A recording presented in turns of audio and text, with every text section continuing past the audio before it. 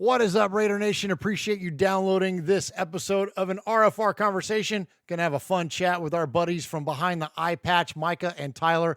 And hey, I know a lot of you listen to our show with your families. Sometimes you may be in the car on your commutes or road trips or whatever. Just to give you a heads up, spoiler alert, there's some comments in this one made about the big man that lives in the North Pole. So if you got wee ones that enjoy getting visited by him every year, we would encourage you to maybe save this show for a later time when they're not within earshot. Just a heads up. All right, guys, enjoy the show.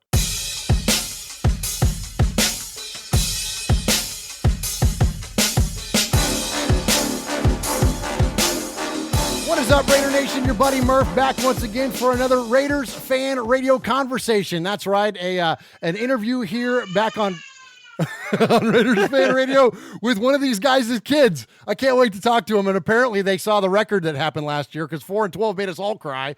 But I'd like to welcome to Raiders fan radio to Murph's Fan Cave here, Micah and Tyler, the co-hosts of the Behind the Eyepatch podcast. You can find it on all podcast services. Just look for Behind the Eyepatch. And so welcome to Raiders fan radio, Micah and Tyler. What's up, guys? Nothing much, man. How are you doing? Just living the dream over here in Boise, Idaho. That's amazing. Same here, but I'm in New Mexico, so it's not quite as dreamy. So you got Boise, Idaho, and New Mexico. So let's go ahead and jump off then. First, right off, guys. Micah, how did you become a Raiders fan living up there in Boise, Idaho? You know, I think there's such a pool of teams up here. A lot of 49er, a lot of Bronco, a lot of Raider fans, a lot of Seahawk fans. I'd say those are the top 4 teams up here. Man, it happened way back in the day, actually. It was actually during the Oakland Raiders run to their Super Bowl against the Bucs back in 2002. For me, I was young. I think I was like 12 years old, something like that, man. And it was just... Thanks for making me feel old in the first 2.5 minutes of the podcast. and I just remember I liked Rich Gannon, man. I just like that Raider vibe, you know? There was just something about the autumn wind, and I was just like, man, I like this team. This is really cool. And I just kind of started following. I had no prior interest in football or anything. My dad used to sit down a lot on Sundays and watch football, and so I just started picking up on the Raiders. I remember just thinking, I like Rich Gannon. I like this team, the Oakland Raiders, and it just kind of took off from there. And that's basically how it all started for me. That's awesome. How about you, Tyler? I'm originally from Idaho Falls, Idaho, so it's about 4.5 hours east of Micah. So kind of the same teams. A lot of Broncos fans, Cowboy fans.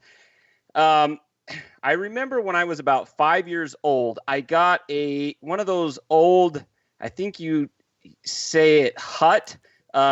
It was like the crappy shoulder pads and the plastic helmet and the pants and the jersey. And it was Marcus Allen. And years later down the road, I asked my mom and dad, that was from Santa Claus. And so I asked my mom and dad down the road when I figured out that the Jolly Saint Nick wasn't who I thought he was. Hey. I know. I'm sorry if Spoiler there's alert. Spoiler alert. I probably just ruined Christmas. Anyway, no, I asked my mom and dad why the Marcus Allen jersey, and they were like, well, when you were little, you always liked to watch the black and silver team. You always wanted the black and silver team. So I started at a young age. My dad's not a Raiders fan. Nobody in my family is a Raiders fan. So I kind of forged my own way in life. So what is it like for you guys, representing out of market? I am as well. I'm originally from the Bay Area, but now I live in Middle Tennessee. So Tyler, let's start with you. What's it like for you being a Raiders fan out of market? Now there's no NFL team in your backyard like there is for me. We have the Titans here. So there's not an established fan base based on that, but it just like you mentioned, there's a lot of other teams' fan bases out there in New Mexico. So what is it like for you being out of market? It's hard. It really is. I've had to take a lot of flack in my life for being a Raiders fan. I'm either a drug dealer or I enjoy losing or things like that. I'm always getting shade thrown at me. And for the past 16 years, it's been difficult, but I've hung in there and persevered. And so hopefully with this, the dawning of a new era, I hope that brings wins and a lot of crap I can throw at people. There you go, man. And we're saving all that stuff up, aren't we? We can't wait to unleash it on those things. Not have to always refer back to Super Bowls that were won back in the 70s and 80s. You know what I mean? It's going to be nice to unleash that. But how about you, Micah? What's it like for you up there? You know what? It's fun because there are still quite a few Raider fans here in Idaho. So it really reaffirms like that idea that like it's a family, because when I'm at the mall or whatever, and I see another guy or another gal with like a Raider hat on or a shirt or a jersey or whatever, when we make eye contact, there's always like a Raider Nation or, you know, the kind of a salute to each other. And that's just awesome because, you know, it's quite a pool of different fans up here. Like I said, mostly 49er, Broncos, Seahawk, Raider fans. So we stick together. And if I go to a sports bar or a grill or something like that to watch a game, man, it's you know, you're high-fiving at tables because there are other Raider fans there and stuff like that. And it's a real fun you know, it's really a kind of a community atmosphere when you see, you know, fellow fans out. So I've been able to weather the storm pretty well up here in Boise. And so, yeah, it's just been a good time. We've got our Boise State Broncos. A lot of people, you know, enjoy that. In fact, a lot of people get confused because they'll see me wearing a Boise State Bronco hat and a Raider shirt, and people are like, "Dude, you need to pick a team, man." It's like, no. It's Broncos. It's Boise State. It's college. No, it's good time. I gotta admit, we're looking at each other on Skype, and when I guested on your guys' show a couple of times, and thank you for the invites, by the way. But the last time, yeah, you were wearing a Broncos hat, and I'm like, wait a minute. I'm like looking, I'm like trying to stare at my screen. I'm like, what is he wearing there? And then I'm like, oh, duh. I'm like, oh, it's freaking Boise. It doesn't help that their colors are blue and orange as well. Right? Yeah. You know? And you guys rock that freaking blue field. So I got a question for you. Is it true? Absolutely. I saw that there's a new kind of blue that you just repainted it. Is it true that, and I've told my kids this, so I hope it's the truth. I hope I wasn't lying to them. Ducks fly overhead and that they crash down and they think that it's a lake, and they actually, so you have ducks committing duckicide on the freaking field at Boise State. Is that true? I do believe actually there are one or two accounts of that actually happening. And that's no joke. That's no folklore. That has actually happened before. And they just updated. They tore out all the old blue turf. They put in brand spanking new stuff, and we're pretty excited, pretty proud of that come this fall of 2019. So you're down there in the desert, Tyler. You're certainly a lot closer to Las Vegas than the rest of us are. There's a pretty cool Raiders contingent in the Southwest. Do you see any increased Raider activity? Like, what's the kind of anything down there? A buddy of ours, Raider Jeff, who used to run DeadPirateSports.com, he's down there in that area. What's it like there in the Southwest? Is the Raider fandom starting to bubble up more now? I think there were a lot of Raiders fans here already. You know, I've been here for about 6-7 months is all. And so okay. I don't know if there are more, but it seems like I see more and more hats. The problem though is, unlike with Micah, when I approach people, I'm like, dude, you're a Raiders fan or Raider Nation or what? A lot of it's not like really family friendly. It's more gang oriented than anything. And so, so what set are you repping down there, Tyler? Tell us, man. I don't know. You like West Side? I don't want to know. Yeah. I don't know. I rep behind the Eyepatch. There you go. And Raider Nation. But a lot of times that's what bugs me. And I guess I've kind of gone into a cocoon. Like, I wear Raider stuff like everywhere I go. I was just at Lake Powell this past weekend, Raider shirt. You know, black and silver is pretty much my wardrobe. I've kind of gone into a cocoon because every time I see somebody with Raiders gear on, I'm like, oh, you're a Raiders fan? What do you think Carr's going to do this year? And they look at me like, I have no idea what you're talking about. You know, what's funny is that I've run into people like that too in my life where and I'm a big Oakland A's baseball fan. So and I live in Tennessee. So I see somebody in an A's hat and I'm like freaking out. I'm like, oh my gosh. I'm like, you're an A's fan. He's like, I just came from my kid's baseball game. I'm like, dang it.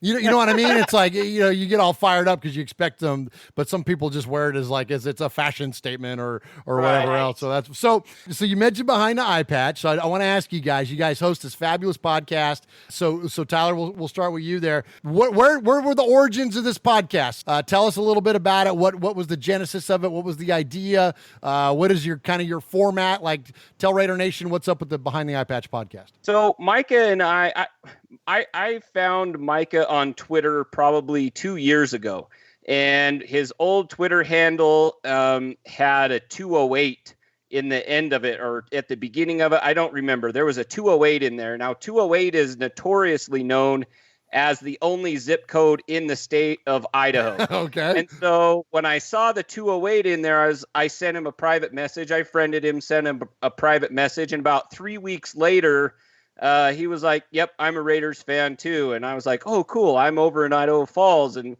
we just kind of talked back and forth, nothing super serious. And then we started this Facebook.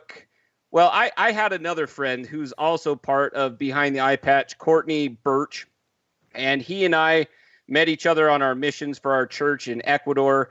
And so I started I was like, well, let's bring Micah and my friend Birch together and let's talk about Raider stuff. So we formed this little Facebook chat group. And then at one point I told Micah and Birch, I was like, this is too good of information to let pass by. The world needs to hear our thoughts on the Raiders. And so Micah and I talked back and forth, and Micah was like, let's do a podcast. And I was like, all right, well, what are we going to call it? And he's like, Behind the Eyepatch. It's like, I can dig that. That's a cool thing. Then I had a buddy of mine. Great name. Yeah. And I had a buddy of mine draft up our logo, and he did a great job with that. That's been awesome for us. We got mics, we got computers, we got everything together because we really wanted to have a quality show. We didn't want it to sound like garbage. And our platform, we wanted it to just be family friendly. We wanted kids to be able to listen. We wanted families to be able to listen. So we try to keep it politic free, try to keep our language at a PG rated level. And because that was just something that was lacking on the market at the time. I don't know, since we've come out with our podcast, I bet there's probably been 10 other podcasts have come out too. But that's kind of our platform, is family friendly. Get the whole family gathered around and let your kids listen, because there's a lot of stuff out there that I would not let my kids listen to. And so we wanted to kind of bring that element to Behind the Eyepatch. And so we dropped our first episode in September of last year, and that's where we're at with that. That's awesome. It's you're right, and there's no shortage in Raider podcasts nowadays. There's a gabillion of them, and we keep our show pretty clean too. We'll bleep cuss words, and every once in a while something will squeak out, but on accident. We had an F-bomb drop I missed it in one of our callers, but well, it happens. But I get feedback from people all the time. They're like, "Hey, I like your show because I can listen to it with my kids in the car," and that's what. Right. And I never wanted to, look, we're no prudes here at Raiders Fan Radio. Like, we're, you know what I mean. We have salty language and things as well, but we never wanted to let that be a barrier to entry. We never wanted to keep somebody from listening to our show because of that. And that's not against anybody that does any of the other podcasts that are out there and what they do with their content and stuff. And a lot of those guys we're friends with, and that's great. And they're hitting a button there too. But that's just not the direction we chose to go in. And you guys are similar. That's really cool that you're aware of that. So Micah, let me ask you. So Tyler just said it right there, that Behind the Eyepatch just kind of rolled out. Did you have that one locked and loaded, man? That's a great name. So did you think on that one, or you just pop into your head? It just popped into my head. I'd seen a bunch of I was just trying to kind of play off the name, what's been done with Oakland Raider podcasts, or just Oakland Raider stuff in general, Nation and Silver and Black, everything, right? Right. So there are a lot, there's I think there's a website called Silver and Black Pride. I think there's a Silver and Black podcast. And I was like, yeah, we get that. What is a staple of the Oakland Raiders? And it was like, well, it's the eye patch, And so I thought, well, shoot, I think that's where it came from. It's just like, what could you assimilate when you heard it with? I mean, there's nothing else in sports really that has an eye patch besides, I think there's a South Carolina State college football team that's got a pirate with an eye patch. But when you think eye patch and you think NFL teams, you automatically think Oakland Raiders. So it's just kind of like, what, Behind the Eye Patch? It sounds kind of like, ooh, what's behind the eye patch? Obviously gaping hole, eye socket, but like what's in there? What's going on? And like Tyler said earlier, man, we had all these ideas behind that eye patch kicking around in our brains. We figured we like to hear ourselves talk. There's got to be some other people out there that like to hear us talk too. So it was just kind of like, you know what? Let's roll with it. And just a quick mention to the whole kind of family friendly thing too. It's interesting because that's just from a logistic standpoint too. I've studied this stuff. I have a YouTube channel and I've gone into this stuff pretty in depth, and they show actually when you reach an audience like that, when you're able to widen your scope that way, it's just a good marketing tool. You know, it's just a good way to market whatever you're using, to be able to have everybody will be able to enjoy it. So it does come from like a personal belief standpoint, but it's just as a good marketing tool as well, just to be able to keep it family friendly and political free, because that was so huge. The last couple of years, I don't know what's happened with sports, but it's been about, I would say, going on 3 years now. It's just been like, I tell everybody, if I want to listen to politics, I'll turn on the radio. I'll turn on MSNBC, Fox, CNN. If I want to watch, listen, hear politics. But when I turn on CNN, like, I'm not turning on CNN to check out what the football scores are. You know, when I turn on ESPN, I want to see highlights. I want to see scores. I want to see awesome plays. That's what I'm going to see ESPN for. I'm not going to ESPN. I'm not going to Fox, CBS to go, oh, hey, you know, who's doing what in the sports world politically. And so that was a big motivating thing for us as well. We're just like, no, you know what? We figure when somebody wants to listen to an Oakland Raider podcast, they don't want to hear our political beliefs. They just want to hear some Oakland Raider football and some takes, and try to do some informed takes. That was a big thing for us too when we got this thing started. Let's actually get information out there. Let's bring facts to the table. Let's not bring beliefs. Let's not bring, oh, I feel. Let's try to bring as many facts to the table as possible, because I feel like that's been lacking as well in the media of late, especially surrounding Oakland Raider media, from anywhere from big media to small media. And so we were just like, let's come with just let's put our brains to it. We seem like we're fairly reasonable people. Let's just bring facts to the table, see how it stacks up, and see what happens with this thing. And so far, it's been pretty darn well received, and we're pretty excited about it and excited to see it grow. So that's my rant. No, I love it, man. That's good stuff. And you know, you're absolutely right. I heard I listen to a lot of tech podcasts when I'm not working on my own podcast. That's what I typically tap into. And one of the things they were talking about in one of the last shows I was listening to was that how really the people that are controlling the content that we see on social media they're the algorithm creators. They're the people that are building the engines that are formulating this content. And so often you're right, and that these things get filtered through, and it gets filtered through whatever that person that creates that program or whatever they choose to have on display. That's what it is, and it is unfortunate. And I think that there is a place in sports for politics. You know, there is a place for that. There is a place for the platform. I think what I rally against typically is that when it gets exploited so somebody can make money, that's when I get sideways. And I think that there's way more of that than what people realize. That I don't think they realize how exploited they actually are, that it's not the actual message, it's all the other stuff that goes along with it. And, you know, there are plenty of other reasons for us to get, head up to one another in Raider Nation. You know what I mean? Whether you like Derek Carr or not, John Gruden or not, whether you like Vegas or not, like there's plenty of other things. Like, let's not introduce anything unnecessarily. So I'm with you on that 100%, man. So now I do want to ask you about, you kind of led into it a little bit. So Micah, I want to ask you both about your outside interests, but you mentioned your other YouTube channel.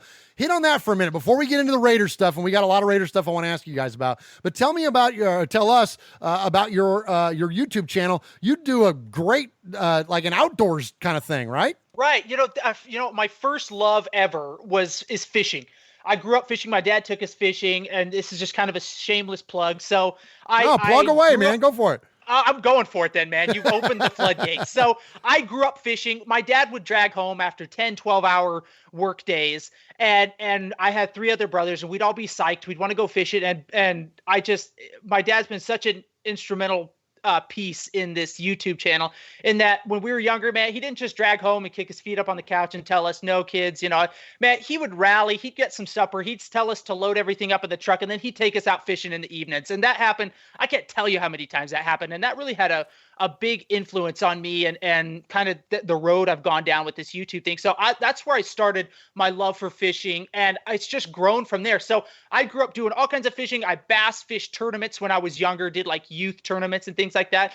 And then I kind of got to the point where I don't mean to sound like big-headed or anything, but I kind of mastered a lot of the fishing. And so it was kind of like, what's the next step with this? Because I still enjoy doing it, but I know how to catch fish. I know how to go out and do this kind of fishing. Well, I had a brother who started a YouTube channel, and he just kind of basically started doing these outdoor adventure videos, showing other people how to fish, what he does, and going on these little adventures like what we would normally do. And so I just kind of piggybacked off of that and was like, you know what? I go out fishing anyway. I probably fish 2-3 times a month anyway. Why not start making videos on it? Why not start showing people, hey, put down the controllers, get away from the TV. Right, this is what you can go get out and get going. So my YouTube channel is actually called Get Busy Living Videos. And that was kind of just the theme behind it. Like, get busy living, like turn off the screens for an afternoon or a day, or heck, even a couple of days. Go out here, get some fishing on. And so I do everything from a big thing right now I do is I catch fish and I'll cook them right up there on the riverbank. Oh, so nice. I'll catch a catfish and then I'll fillet it right there. I'll put together a recipe and I show you from the setup that I use all the way to the recipe I'm using, from beginning to end. And my videos are anywhere from between about 10 to 15, 16 minutes long, I would normally say.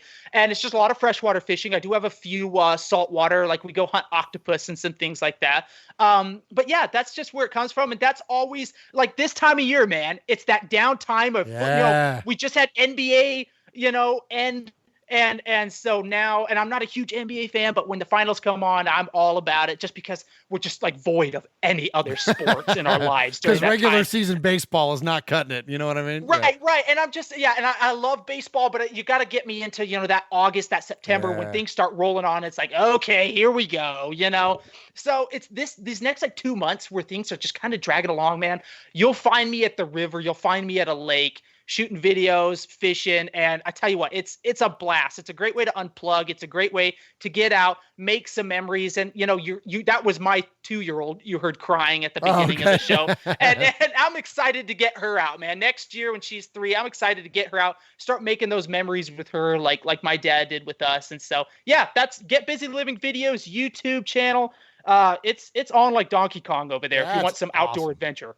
That's awesome, man. Love it. I know Uncle Mosh is going to love hearing about that. He's a big fisherman, man. He's going to love hearing about all that, and we'll definitely lock him onto your YouTube channel. How about you, Tyler? What are your outside interests outside the Raiders, man? What else? What other things are you into? I don't know. I feel like Micah and I are like 2 peas in a pod. I'm the same way. I don't make videos, but like I said, I just got back from Lake Powell this past weekend, drove 5 hours there and 5 hours back just to catch 5 fish. I mean, if that's not stupidity, I don't know what is. But I knocked off 1 fish on my bucket list, a green sunfish, and I've been fishing since I was like 2 years old too. My dad, we always went out fishing. I enjoy hunting.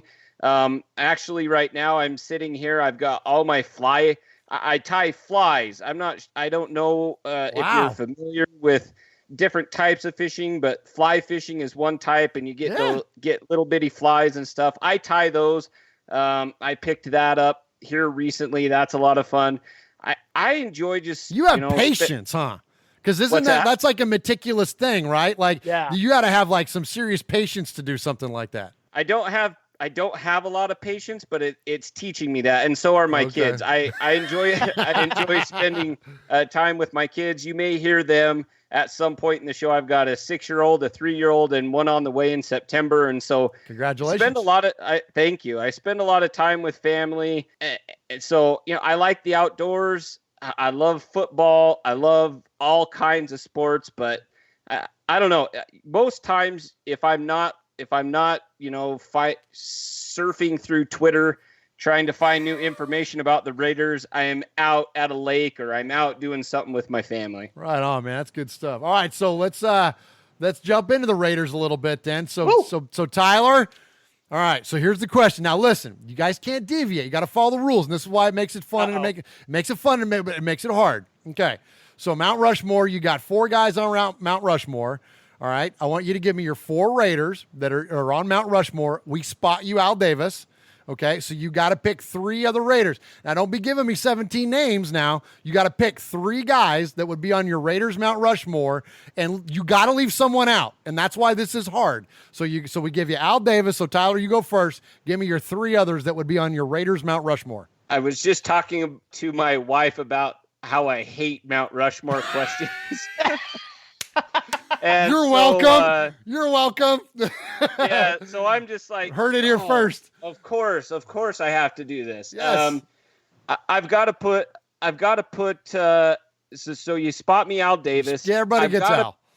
I've got 3 other people. I've got to put Seawood. Charles Woodson. Love it. Has got to go up there. Tim Brown, I think, also has to go up there. I wish I had a hybrid pick, but since I'm limited, I'm gonna put Marcus Allen up there as well. Oh, good one. See, now this is a tough question for me because of when my fandom started. Yes. Again, we're talking, it's your Mount Rushmore, and that's the thing, is that it's yours. It's not mine. It's not what you think. You know what I mean? It's who are your Raiders, your guys, your Mount Rushmore. Who are your guys that you think that epitomizes the Raiders. So I love it. So you got Charles Woodson, Timmy Brown, and Marcus Allen. I think that's great. Howie Long is sitting in the corner pissed right now. He's like, what happened to me? That's all right. Stabler's like, what did I didn't win a Super Bowl, right? You know what I mean? So, but that's why it makes it tough though, because you got to leave someone out. Bo Jackson. I mean, there's a million of them. So that's a good one though. So how about you, Micah? Who are yours? You know what? I'm glad you mentioned that, because Bo, I think, is one that jumps off the page for me. I didn't live through that time, but I've seen enough of Bo Jackson. Like, it makes me wish that I had lived through that time. You know what I'm saying? It's like, oh man, I can't believe I missed those years. You know that. So that's going to be one for me. See that now this could be controversial, but Ooh. He's getting ready to be the leading passing. Oh, man. Do it! My. You're the first one ever. Do it. And for me, just because now remember, think about it, how I'm approaching this. Since 2002, how many good quarterbacks has Oakland had? None. Yeah. So I've had to live through Jason Campbell until he broke his shoulder. Right. So I've had to live through all this revolving door at quarterback. So I would put Carr up there again. Maybe young generation fan, 17 years going on. I'd put Carr up there. You've got Bo Jackson. You know who another guy now I might get killed for this, but another guy that I remember just because he was mean and he was nasty, Romanowski. Oh, okay. All right. I'm not a list bully. I'm not gonna. Yeah. See, but I will talk to Tyler about you. Tyler, what the hell is he thinking? Now, here's the only reason why I put that up there, because as a young fan, he stood out to me as just being like a gnarly player. Yeah. And he was always constantly bleeding from somewhere. And I remember, like, to me, again, this is young. It made such an impression on my mind. Like, that was like that bully of like that Oakland Raider bully. He reminded me of that. Now, but yeah, see, this is the problem with only being a fan for 17 years, because think how many years have we had good players on this team? Like none. Like so few. Hey, you know what? It's funny. I would have put Charles Woodson up there, but I feel like Tyler took that from me because he was on the list as well. He can be on your Mount Rushmore. Don't blame me. Okay. So I guess at the end of the day, if I hadn't heard Tyler's, I would have gone Charles Woodson, Derek Carr, and Bo. I like it. Those are great. Fantastic. Those are great. That's good. So Nation, just skip that last part about Romanowski.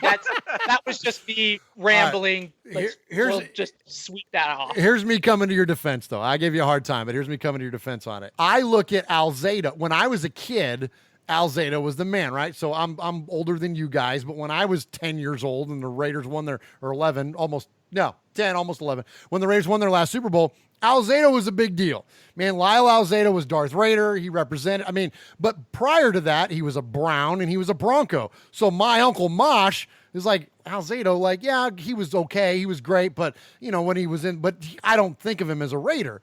You know what I mean? And so, I think that's the Romo angle, is that, when you were a kid, your formative years, that was the guy. Like you said, he was bleeding. He was crazy. He was he epitomized the Raider defense for that time.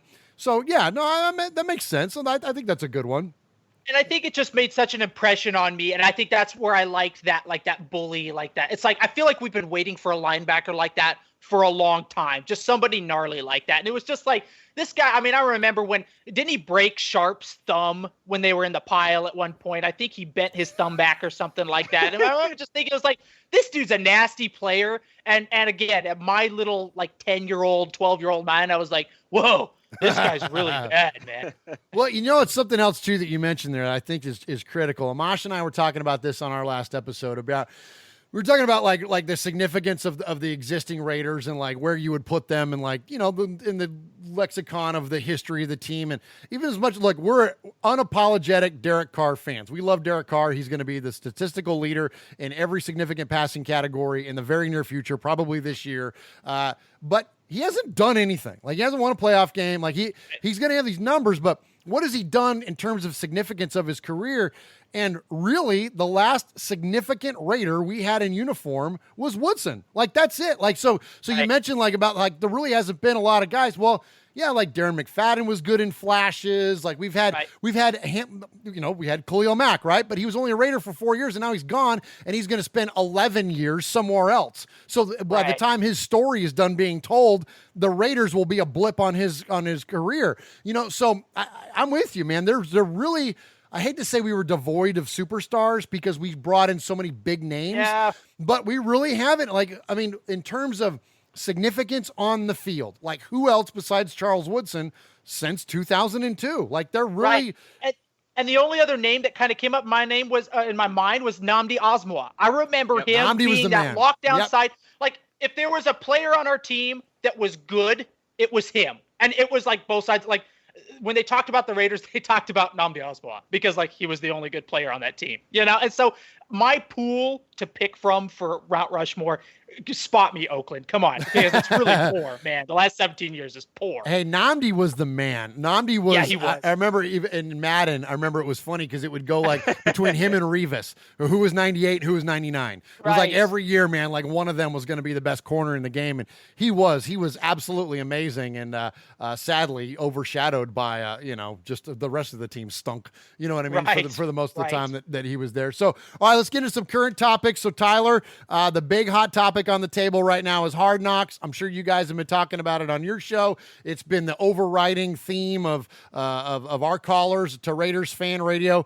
Give me your early thoughts on the Raiders being on Hard Knocks. I don't know. I have mixed emotions, and most of them are I really don't care. Like I've tried to watch Hard Knocks in the past, and it's just so dumb to me. Like they try to make it into like this NFL soap opera.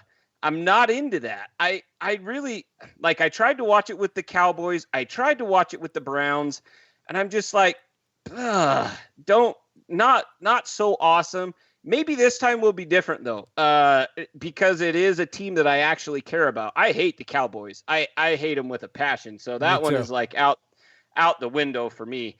The Browns are the Browns. I mean, they had Hugh Jackson running the show. That was a crap show.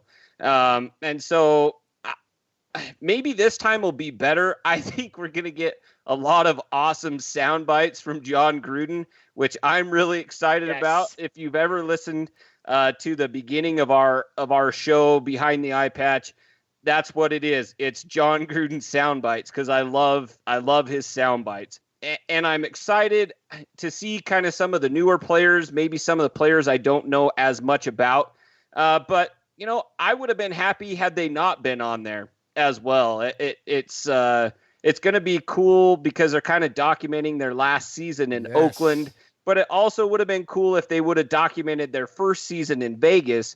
Yeah, I don't know. I'm kind of indifferent about it, I guess I will say. Yeah. Well, let's hope that we go to the playoffs. When we go to the playoffs this year, next year we won't be eligible we won't be eligible for Hard Knocks. So, how about you, Micah? What do you think? Out here in the sticks, I don't get HBO, so I'm not going to be able to watch. No, seriously, though.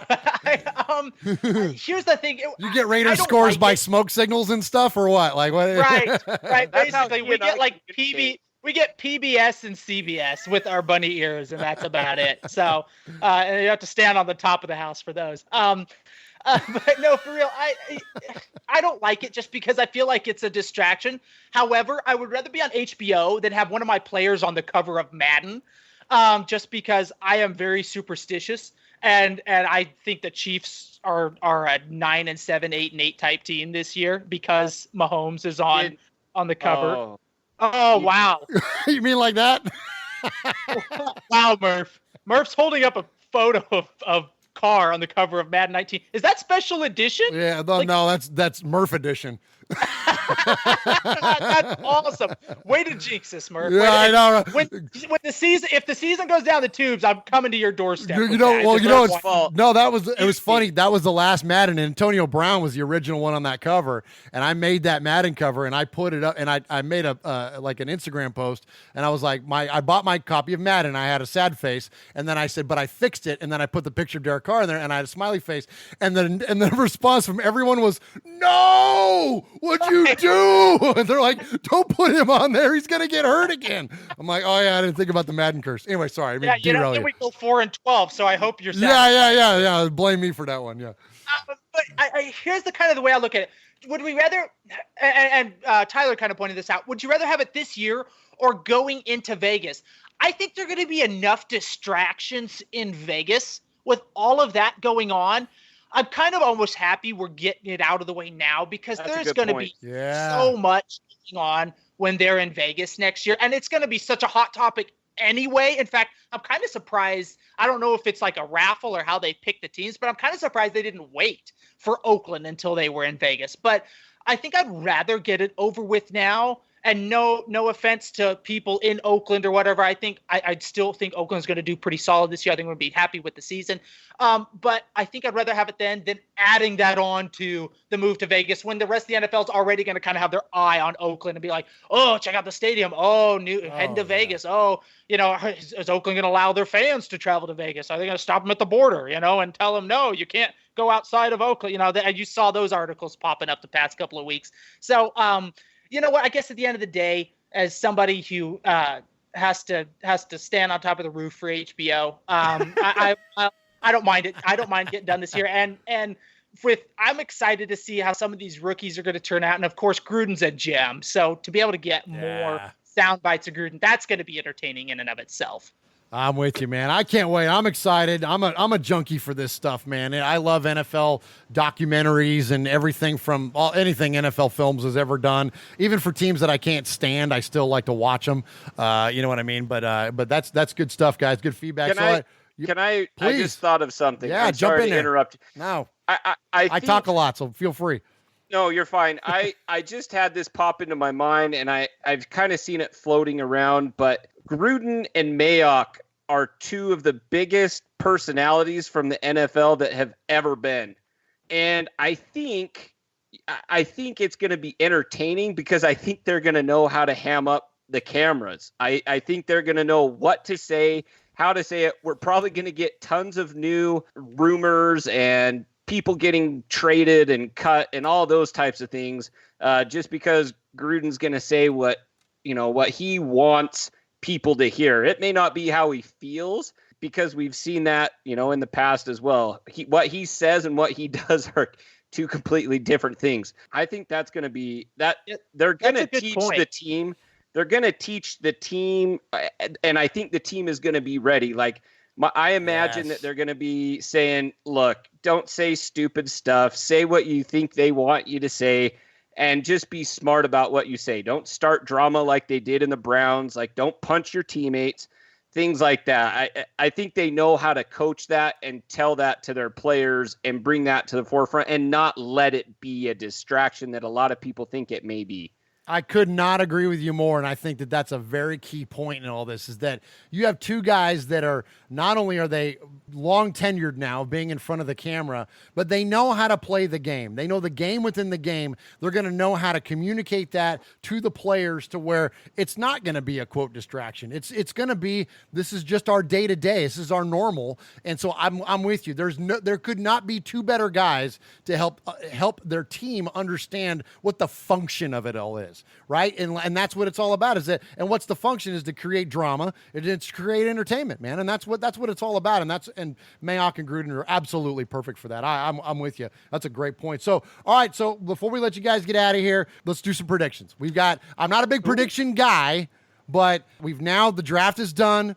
The offseason is done. Everything seems to be settled in. All the entirety of the staff is hired, and we're ready for training camp. Micah, let's start with you. What can we expect out of the 2019/20 Raiders?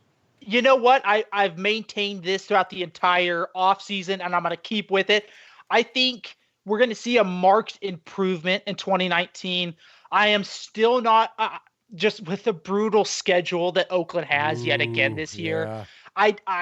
And all the new pieces, I love the talent on this team. I think if something happens crazy where they can mesh this offseason, all of a sudden it's like, whoa, they're light years ahead.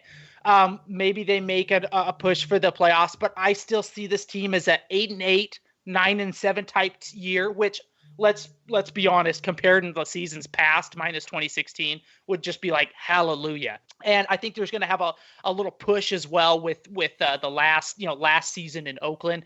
But I still think it's going to take a full season with AB, with Brown, with all these guys, these young rookies. We've got a plethora of talent in rookies. I'm excited for this rookie draft class. But as always, they're rookies. You got to remember that. I don't care how good they are. It's going to take a little time. I mean, Khalil Mack, it took him a season to settle in. And I mean, so you're going to have to give these guys time. And I know we live in a day and age where we want instant gratification. If we're not 4-2 by week 6, then, oh my gosh, we need to burn it all down and fire everybody and start over. It's like, no. You got to give it time. It's like wine. You got to let it age. You got to just let it ruminate, and it'll get there. And I think that's the same thing with Oakland Raiders. I think we're going to see a difference. I think Carr is going to be back to perhaps even MVP type form. I think he's going to have a killer season. I think Josh Jacobs, I said it before, I'll go on record here, say it again. Jacobs, man, this guy's a 1,000-yard rusher this year, rookie season. He will be hot debate for rookie of the year offensively if he doesn't win it. I still think, though, Oakland 8-8 type season, still better, but my money's on 2020 for that playoff run. What's more likely, Derek Carr throws 30 touchdowns or Cleveland Farrell gets 10 sacks? I'm going to go Carr for 30 touchdowns just because of the weapons he has now, man. Williams, AB. I mean, Jacobs, that's like his forte, man, catching balls out of the backfield. That dude gets in space. He's got some hands on him. He gets into space and it's lights out. So I think Carr, if they can keep him upright, and obviously with no weird, we had that last year, we had like 2 or 3 linemen go down in the middle of the season for like 8 or 9 weeks. We were kind of piecemealing it all together, yet Carr was still able to put the numbers he was able to put together. Barring anything crazy, I'd put money on Carr for 30 touchdowns. All right, Tyler, how about you? What are your predictions for the 2019 season? I have maintained that a 7-9 record would make me happy. 7-9, 8-8. That's what I'm done going like 12-4. I'm done with those types of things. I've matured in my fandom a little bit, I guess, and I kind of am more of a realist. But I really think traveling over 3,000 miles in a season, which is ridiculous, coming back with a 7-9 record would make me happy. I really do. I mean, we got to go to London. We've got to make 2 trips back east on the East Coast. We don't do so hot with that. But if we can start to get those rookies good minutes, if we can get them good experience, if we can get Hurst and Hall healthy and on that line and that defensive line congealing, and the defense is really the part that worries me the most. I think the offense is going to be okay. It's the defense that continues to worry me. But we've got a new infusion of blood, which is awesome. I really would be happy with like 7-9, kind of pushing. I don't know. If the Chargers have another good year, I think the Chiefs have another good year. But we thought that in 2017 as well, where everybody was like, "Oh, that's going to be the best division in football," and it was like we cannibalized ourselves. It was just everybody. They just melted down. So I think 7-9, 8-8, I'm happy with that. And we roll into Vegas with 2 more first-round draft picks, a year under these guys' belt, and ready to grow for the future. I mean, I think that Khalil Mack trade. Raider Nation knows by now that we traded Khalil Mack, right? I mean, that's spoiler alert. That and Santa Claus. Sheesh. I know that and Santa Yeah, Claus. wait, you're just totally crushing Killing dreams stuff here, today. Tyler. I know, but that's the gift that keeps on giving, in my opinion. I really liked Abram from the draft. I really like Cleveland Farrell from the draft, and I like Josh Jacobs. Just a little side note, Mike and I have a bet, a couple fishing lures, that if Jacobs goes over 1,000, I buy Micah fishing lures. If he doesn't, Micah buys me fishing lures. I like That's on the table. That's on the table. Murph, I want to know, because you've asked us. Now I'm going to throw one at you. Okay. Who has more sacks, Mad Max Crosby or Arden Key? The aforementioned was supposed to be very thin. Arden Key, everybody was abuzz and going, oh my gosh, he looks like a wide receiver. Oh, he's not putting in the work. Oh no, Arden Key. Who would you put money on? Arden Key or Mad Max Crosby? I'm taking Arden Key all day long. He's my bold prediction of this season. I think he's going to blow up. I think that Hurst is going to have a heck of a season, and I think that Key is going to have a heck of a. And I'm fired up now. I'm getting in my fandom a little bit, but I think that with the addition of Farrell and his ability to move up and down the line, I think you guys are that we're going to see these guys playing all over the place, and it's going to create a lot of mismatch opportunities. And Yes. and Key was so close last year. We were talking about this on our last episode that just off the eye test. I'm not a guy that breaks down film like crazy, but when you watch the games, Key was so close on so many plays. Yes. And I got to think with the additional strength, the additional size, the additional maturity, and just development of him as a player, I got to think that he closes that gap and makes those plays and closes those things out. So I think that he's going to be going into this thing that he's my dark horse as far as surprise of the defense. The other one that I got is Conley, and I wanted to ask you, since I asked Micah the Derek Carr question. Let me ask you, Tyler, what's greater, Gary and Conley interceptions or wins? So does Gary and Conley have more interceptions than we have wins, or do we have more wins than he has interceptions? Correct. I'm going we have more wins than he has interceptions. I hope you're right. And I hope that it's a double-digit number. Was it 3 last year, the over-under? Yeah, so I hope it's not like 3? 5. I'm picking the over on that. I think we have more wins than he has interceptions. All right. I hope he has like 2 interceptions. And the reason why is, remember when Nnamdi Asomugha got his contract canceled by Al Davis? That was because nobody threw at him. That was because he locked. All he needed was like one pick, like one touchdown, like a one. That wasn't even a batted pass, but it was like something like that. There was like one number he needed in like 3 different categories, and he missed on all. Because you're right, because I think they threw at him like 20 times all year. Nobody threw at Nnamdi Asomugha because he was that good. And I was like, Al Davis, what are you doing? My like 18-year-old, 19-year-old mind was like, you're an idiot. You've lost it. You're cutting the best cornerback in the NFL because he didn't get one more interception. It's because nobody throws at him. I hope that's why Conley doesn't have that many interceptions, because he's that good to where he locks down his side of the field and nobody wants to even test him. Well, that's where Chris Johnson was good, and that's where Stanford Route, if you remember, he had some decent stats because of that, because that was the only guy that they were going to throw at. So maybe Darryl Worley is our guy. Maybe Worley then is the guy that really shines this year in terms of stats and highlights and stuff. So I'm with you. That's a great insight there. Good stuff. So, well, guys, I can't thank you enough for joining us here on another RFR conversation. But before we let you get out of here, though, let's tell us a little bit about Behind the Eyepatch. Micah, tell us where we can find your show, how they can contact you directly on social media and whatnot. Give us the rundown. Well, you can just get a hold of us. We've got Facebook and Twitter.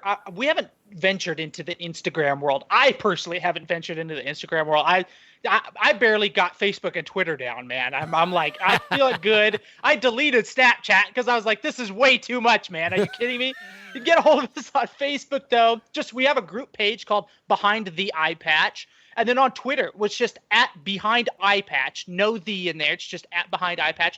Shoot us a message. You can even give us a call. And we love to play it back on our show. We love talking with fans. We usually get a couple calls every week. We love playing them back, talking about them. We love I think the interacting with fans is probably was the driving force behind starting the podcast. Because, man, we just love talking Raider football with other people who are passionate about Raider football. Tyler mentioned it earlier. Sometimes you run into these people, you see them with a Raider hat on or whatever. And you're like, oh, what do you think about that Marshawn Lynch move or whatever? And they're like, oh no, dude, I just, I like the colors. Like so my, wife's cousin bought me the hat. And you're like, oh, okay. It's so heartbreaking.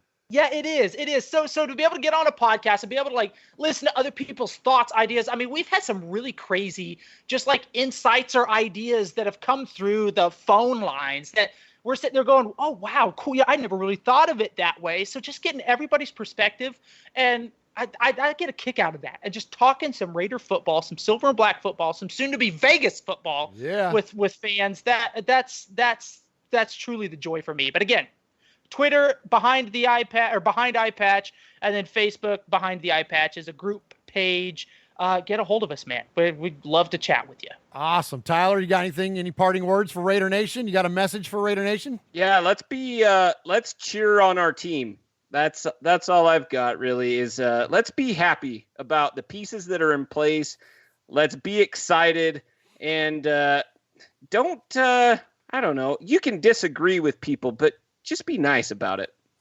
Be nice, Raider Nation. Man, new slogan. And if I ruined Christmas, I'm really sorry. Yeah, I'm really bummed over here, actually. I hope your daughter wasn't in earshot for that one, Micah. No, they're out. Oh, yeah. I don't think she was, but my kids were outside. So. Oh, my gosh. You ruined Christmas in your own house. Boy, that's going to go over well. Yeah, we've been preaching family friendly, and we just give away the biggest fun secret as a child. Tyler, I'm talking with you after we hang up here. You want a piece of the Easter Bunny or Tooth Fairy or anything else while you're at it there? I better just stick with Santa Claus.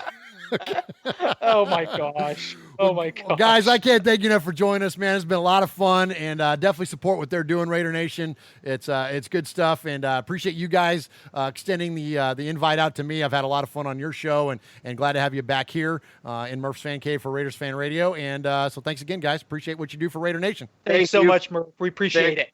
Yeah, thank you so much for having us on your show. It's a great time. Great listen. Love listening to it. Those episodes that I get to. So awesome, man. Well, thank you again, man. Have a good night, guys. You too. Have a good one.